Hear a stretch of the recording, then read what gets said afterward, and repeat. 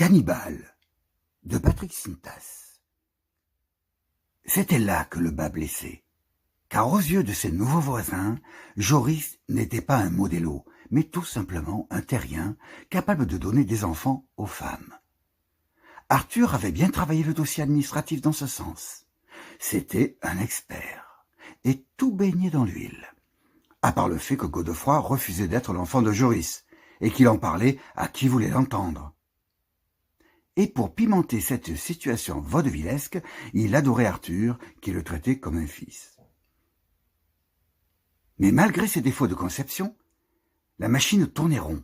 Arthur baisait vraiment 2 fois par semaine, Joris passait pour un père et Aglaé avait un fils. Le chien, par contre, ne digérait plus. Il lui arrivait de chier sur le tapis. Godefroy l'y encourageait en y mettant tous les moyens. Aglaé, qui n'était pas bête, se plaignait à Arthur, qui lui promit d'arranger ça.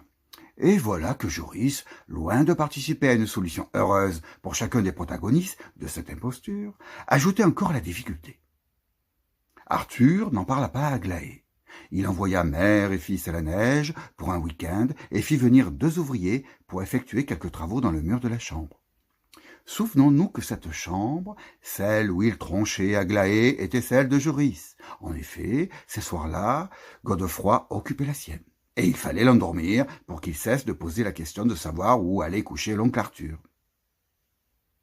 Une fois refermée la porte de Morphée, sur ses yeux grands ouverts, Joris se jetait dans le canapé du salon, et le couple s'enfermait pour se livrer aux avantages de l'amour, lesquels sont purement physiques quand on en a une énorme envie. Mais maintenant que Joris voulait se rincer l'œil, des travaux étaient nécessaires. Arthur en avait soigneusement établi le plan. Ce fut Joris qui emmena la mère et l'enfant à la gare. Aglaé était anxieuse. Arthur avait un gros travail à finir, mais il les rejoindrait le dimanche, c'était promis. Godefroy comptait bien profiter à fond de la neige et de ses accessoires ludiques.